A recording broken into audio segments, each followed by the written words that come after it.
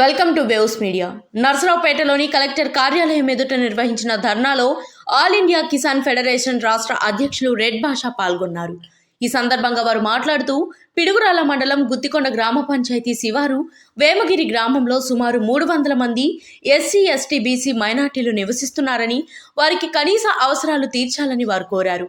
మంచినీరు, రోడ్డు, వైద్యం సౌకర్యాలు లేక తీవ్ర ఇబ్బందులకు గురవుతున్నారని, ఆ గ్రామంలో వెంటనే మౌలిక వసతులు కల్పించి వారిని ఆదుకోవాలని జిల్లా కలెక్టర్కు మెమోరాండం అందజేశారు. ఈ కార్యక్రమంలో యువజన నాయకులు వేమగిరి పాస్టర్ కొత్తపల్లి రమేష్ బాబు, తంగడ సుభాని, షేక్ సద్దాం మరియు గ్రామస్తులు పాల్గొన్నారు. వేమగిరి గ్రామం వయా గుత్తికొండ, ఆ గ్రామం మరి అడవి ప్రాంతంలో ఉన్నది. వాస్తవంగా అయితే మరి అక్కడ అడవి అనేది లేదు, ఇది మైదాన ప్రాంతం.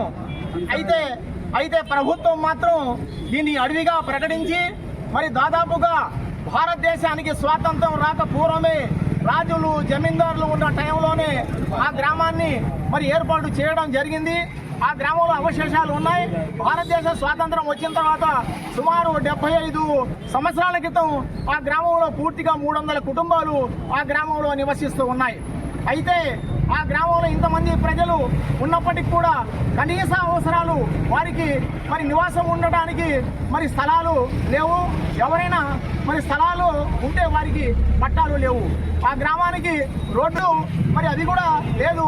అనేక రకమైన ఇబ్బందులు పడుకునే పేద ప్రజలు, బలహీన వర్గాలు, బీసీలు, ఎస్టీలు, మైనార్టీలు, ఈ రకంగా ప్రజలందరూ ఆ గ్రామంలో మరి దాదాపుగా ఇన్ని సంవత్సరాల నుంచి కూడా జీవిస్తూ ఉన్నారు. అయినప్పటికీ కూడా ప్రభుత్వాలు మారుతున్నాయి. రాజకీయ నాయకులు ఆ గ్రామంలోకి వచ్చి మరి రకరకాల వాగ్దానాలు చేసి మరి ఓట్లు వేయించుకొని అధికారంలోకి వచ్చిన తర్వాత వారు వైపు తొంగి చూసిన పాపన పోలేదు. అంతేకాకుండా సుమారు ఆ గ్రామంలో ఉన్న 300 కుటుంబాలు సుమారు 4000 ఎకరాలు ఆ గ్రామంలో సాగు చేసుకుంటూ ఉన్నారు. వారికి మరి ఎలాంటి రైతులకు ఇచ్చే ఎలాంటి సబ్సిడీలు లేవు. మరి రైతు వాళ్లకు వర్తించట్లేదు. ఎలాంటి మరి సహాయం కూడా ఈ ప్రభుత్వం చేయడం లేదు. అంతేకాకుండా మరి పిల్లలు చదువుకోవడానికి స్కూళ్ళు సరైన వసతి లేదు. గుత్తికొండకెళ్ళి చదువుకునే పరిస్థితి ఏర్పడుతుంది. ఆ రకంగా వెళ్ళడానికి మరి రోడ్డు సౌకర్యం కూడా లేని పరిస్థితి.